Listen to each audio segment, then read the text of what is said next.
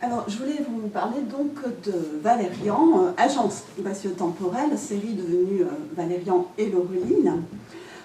C'est une série qui a commencé dans Pilote en 1967 et qui s'est poursuivie jusqu'à la publication du dernier album, le Der des Der, en 2010, quoique. La parution de Valérian a immédiatement été saluée et reconnue comme un chef-d'œuvre de science-fiction. En particulier en 1970, Andrevon, dans la revue Fiction, fait des comptes rendus très élogieux où il semble balayer ce qui précédait, en reconnaissant tout de même qu'il y avait les pionniers de l'espérance et des choses de ce genre, mais il salue Valérian comme une oasis, je le cite, dans le quasi-désert de la bande dessinée de science-fiction. On a vu que c'était quand même un petit peu injuste. Toutefois, il reste que cette série reste aujourd'hui la grande série de science-fiction, peut-être au même titre que Lucky Luke représente le western. Ouais. Alors, le point... Ça va être très longtemps.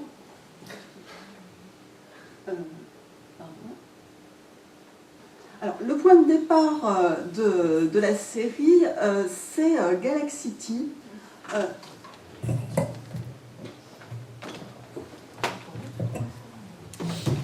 Excusez-moi, j'essaye de m'adapter. Alors, c'est Galaxity, c'est-à-dire Galaxity est en fait la Terre du futur au XXVIIIe siècle. C'est l'époque d'où vient Valérian. Et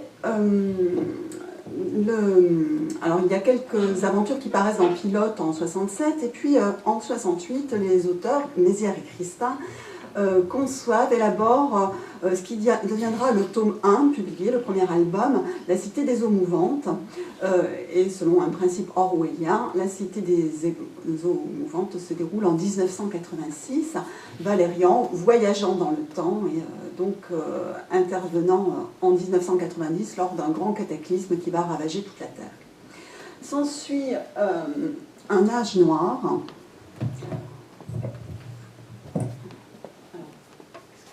Oui, voilà, on revient là. Un âge noir, à partir de 1986, qui est matérialisé sur cette double page qu'on trouve en page de garde des albums les plus récents. Un âge noir très peu documenté sur le plan historique, donc les historiens de Galaxity n'en savent pas grand-chose, mais en tout cas, c'est à ce moment-là que s'élabore le voyage spatio-temporel qui va aboutir à terme à la création de la civilisation de Galaxity. Et se poursuivent un certain nombre d'albums jusqu'au tome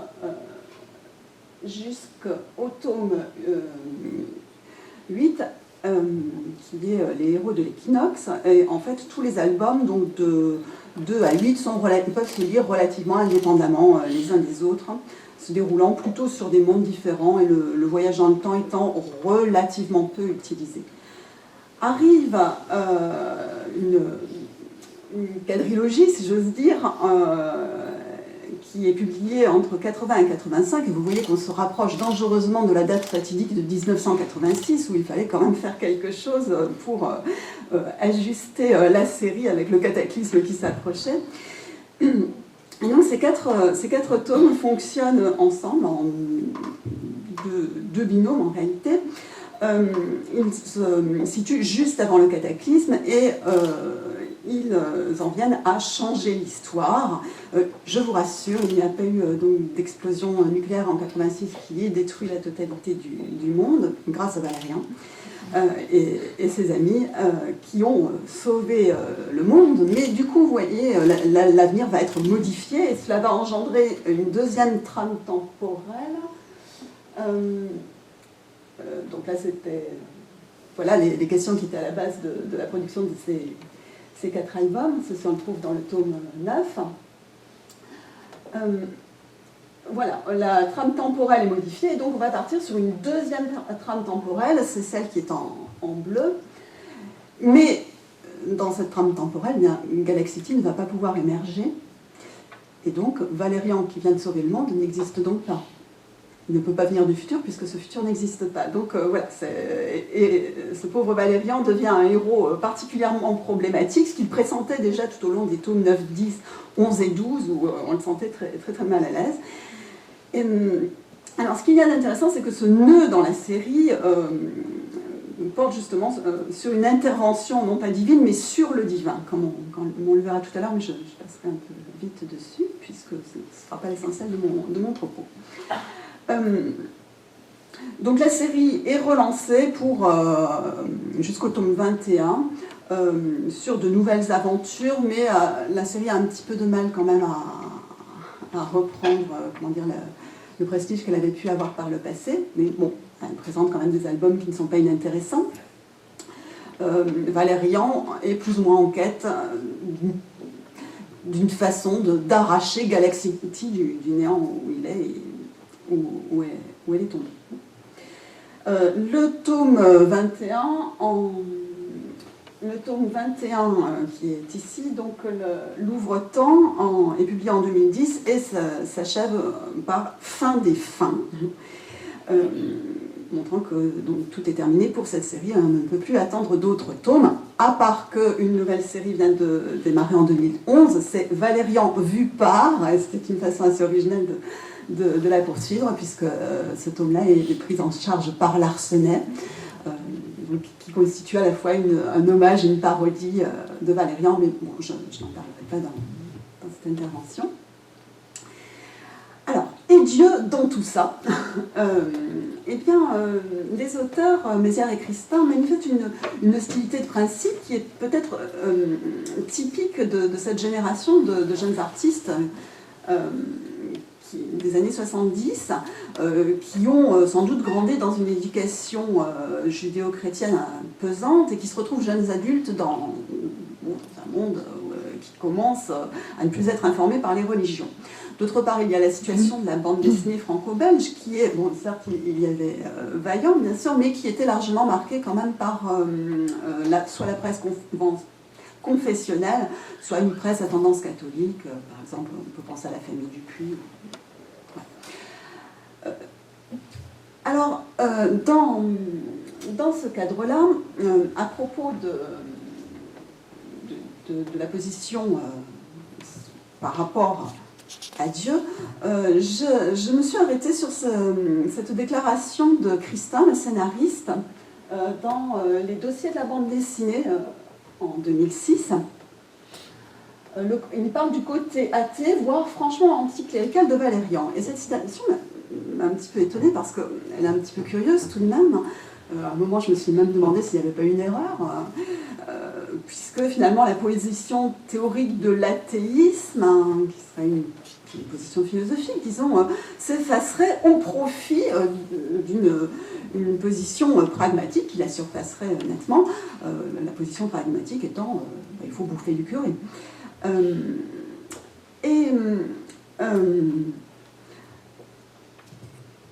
C'est finalement le point de départ que je vous propose, c'est de réfléchir justement sur la satire du clergé à travers déjà deux exemples, dans deux bandes dessinées, dans deux albums, pardon, un clergé prend place dans l'Empire des 1000 planètes, le tome 2 en 71, et puis beaucoup plus tard, le tome 15, Les cercles du pouvoir, en 94. Les cercles des pouvoirs qui a fortement inspiré Luc Besson et qui a amené à leur collaboration pour le 5e élément. Alors, le clergé dans l'Empire des... Le clergé dans ces deux bandes dessinées se caractérise peut-être d'abord par un costume. Alors, excusez-moi, ici, la qualité des images n'est pas très bonne, mais vous voyez un costume particulier qui ressemblerait peut-être à un costume de Templier pour les connaisseurs de l'Empire des 1000 planètes, qui constitue une sorte de clergé. Et puis dans la bande dessinée de 94, on ressent peut-être une influence de Moebius sur ces costumes du clergé de ces cercles du pouvoir. L'architecture aussi, alors peut-être surtout celle de gauche, celle des temples des connaisseurs, est imposante et peut nous faire penser à des choses qu'on a vues chez Druillet. Bon, c'est une même famille, en même temps, c'est chez Pilote, c'est bien naturel. Peut-être un peu moins de l'autre côté, mais enfin, il y a quand même quelque chose d'imposant qui peut rappeler ces premières architectures. Alors surtout, les deux sociétés qui sont présentées dans ces deux albums sont des sociétés pyramidales. Alors dans l'Empire des Mille Planètes, la société est fondée selon a une structure médiévale, alors médiévale entre guillemets parce que c'est plutôt une structure médiévale vue à travers le prisme du XVIIIe siècle et de la Révolution française, à savoir une société constituée d'un tiers-État, et j'emploie le terme tiers-État que ne doit pas employer un médiéviste pour le Moyen-Âge, mais à bon escient, puisque c'est vraiment selon cette vue-là. Il s'agit d'un tiers-État dans un cadre très urbain, avec un grouillement d'activités, une guilde des commerçants. Donc une sorte de bourgeoisie émergente. Il y a ensuite une noblesse raffinée et décadente, avec un souverain fantôme à sa tête, et puis à côté de cela, un clergé qui détient la réalité du pouvoir temporel, politique, économique. Alors,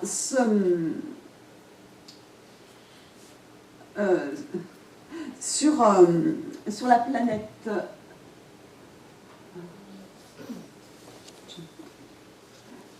Oui, alors dans l'autre bande dessinée, dans l'autre album, Les Cercles du Pouvoir, la société est différente. Alors elle est constituée de cercles qui structurent l'espace de la planète. Alors ce ne sont pas des cercles concentriques, mais plutôt superposés, avec deux cercles inférieurs consacrés à la production lourde et aux affaires, un troisième cercle consacré aux arts et aux loisirs, un quatrième cercle qui regroupe donc les grands prêtres, la haute administration de l'aristocratie des affaires, voilà, et un cinquième cercle mystérieux qui est le cercle du pouvoir. Dans les deux cas, dans les deux albums, ce clergé constitue un personnage collectif. Il y a une uniformisation par le costume. L'un ou l'autre peut porter la parole, mais aucun n'est vraiment individualisé. Ils sont interchangeables. Dans le cas des cercles du pouvoir, ce clergé a une fonction purement utilitaire dans le récit, donc il sert pour trouver des déguisements à bon compte. Et vous voyez qu'ils sont très forts. Ce clergé est très fortement associé au monde des affaires, avec l'espèce de banquier ou d'homme d'affaires en frac et haut de forme. En revanche, dans l'Empire des Mille Planètes, les connaisseurs, même si c'est un personnage collectif, jouent un vrai rôle central dans l'album. Lors du dénouement, donc on se rend compte que ces connaisseurs sont certes immortels, mais ce sont de simples hommes, des terriens, dont le corps est rongé par des irradiations, et l'âme également rongée par un désir de vengeance. L'auto-anéantissement auquel ils consentent, grâce à Valérian, libère des forces sociales qui déclenchent une régénération de la société de Syrte, une révolution et l'émergence de nouveaux pouvoirs.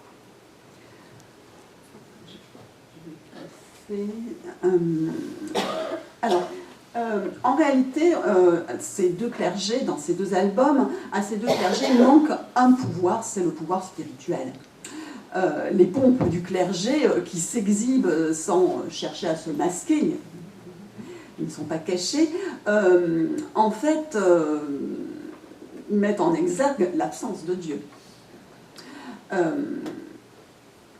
Dans le cinquième cercle, dans le cinquième cercle, c'est-à-dire au-dessus des autres pouvoirs, on apprend à la fin que ce cinquième cercle qui devrait être occupé justement peut-être par Dieu, est vide. Il ne contient que poussière, un hologramme qui se résout en poussière, et il produit des images, hein, c'est le maître des images absorbantes, un peu vampiriques, qui contaminent l'ensemble des autres cercles, sous forme d'une lumière blanche et vide qui hypnotise en quelque sorte les personnes de cette planète. Et donc la satire ici est peut-être une satire plutôt de la religion catholique, d'une certaine manière. En tout cas, dans les deux cas, nous avons un clergé plutôt parasite, hein,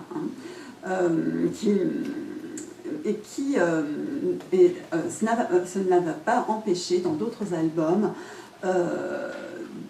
que ce parasite s'incarne sous forme d'un dieu qui va sucer le sang de ses fidèles. Alors, je vais poursuivre par une sorte de typologie. Nous avons donc la figure du dieu oppresseur qui est présente à nouveau à travers deux exemples principaux. Les oiseaux du maître, le tome 5 en 73.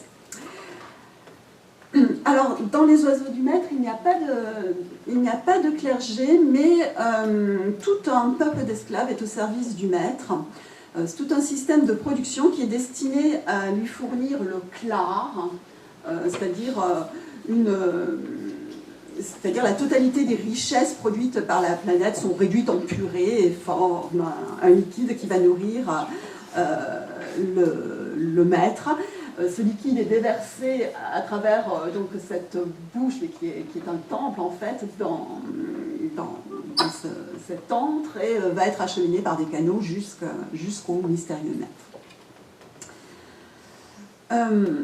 Alors, dans ce monde, on peut discuter, mais pas longtemps puisqu'on est vite frappé de folie, on peut discuter de la nature de ce maître. Alors, est-ce un dieu? Eh bien, sans doute, puisque si l'on en juge au débat philosophique sur sa nature, je vous laisse le voir. Hein. Donc on a une sorte de débat qui tendrait à raisonner sur l'existence de Dieu, pure construction de l'esprit ou produit du système de production. Finalement, l'existence de Dieu serait purement conceptuelle. Or, le Dieu en question est un être bien réel que vous apercevez ici. Il est bien réel, certes un peu spongieux, mais il a une existence très matérielle. Et d'ailleurs, pour l'affronter, tous ont un peu leur idée pour le détruire, mais c'est Laureline qui a la clé de la victoire, c'est-à-dire il faut l'affamer, et si on l'affame, on a réduit à néant. Donc on est vraiment bien dans une matérialité du Dieu. Ce Dieu est un Dieu odieux. Il tient un discours. C'est un Dieu qui réduit en esclavage et qui cannibalise en fait ses fidèles. Mais il tient un discours d'amour. Tu me dois rester amour, moi qui ne suis qu'ordre et bonté. Donc là, on a un oxymore flagrant entre le texte et cette bulle où s'inscrivent les paroles de Dieu, qui est en fait une flaque de sang qui entre en contradiction manifeste avec le discours, sans parler, bien entendu, de toute la pleine planche, qui sont des visions d'horreur, mais qui prend au cœur de la mémoire de Valérien en tant qu'être humain. C'est l'histoire du genre humain et de ces horreurs que le Dieu fait ressurgir et qui permet d'anéantir Valérian. Et il fait de même avec tous les autres personnages, il trouve le moyen de les anéantir de l'intérieur. Alors, la solution donc, pour vaincre cet horrible... Oui, là aussi on a ce discours qui vient, cette fois-ci non pas de Dieu mais des fidèles, ta satisfaction et le bonheur de ton peuple. On trouve à plusieurs reprises des choses de ce genre où les esclaves rendent grâce à leur oppresseur. Alors pour vaincre ce dieu odieux, eh bien, finalement, c'est à nouveau Laureline qui trouve la solution, c'est-à-dire à partir d'une collection disparate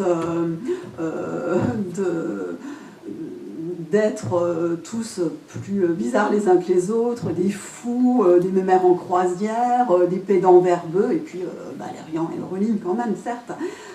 Eh bien, tout cela constitue une mini-société qui s'unit et qui va pouvoir, par la simple cohésion et peut-être l'entraide, on retombe peut-être sur des choses qu'on a vues chez Luc Besson hier, donc il n'y a pas de secret finalement, dans la collaboration avec Mézières.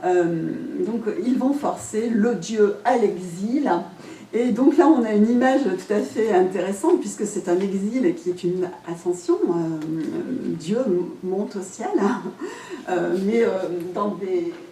Ah, j'ai pas pris l'image. C'est dans des couleurs d'enfer. Il y a un rougeoiement terrible dans cette ascension vers le ciel, pourtant, après cette image-là. Donc l'éponge luminescente, divine, monte au ciel et les personnages peuvent fêter l'ascension dans l'image suivante avec à nouveau ces images qui font référence aussi à la peinture classique. Alors la chute est comique et relâche la tension. La dernière image montre que le fameux dieu est une grosse bébête finalement.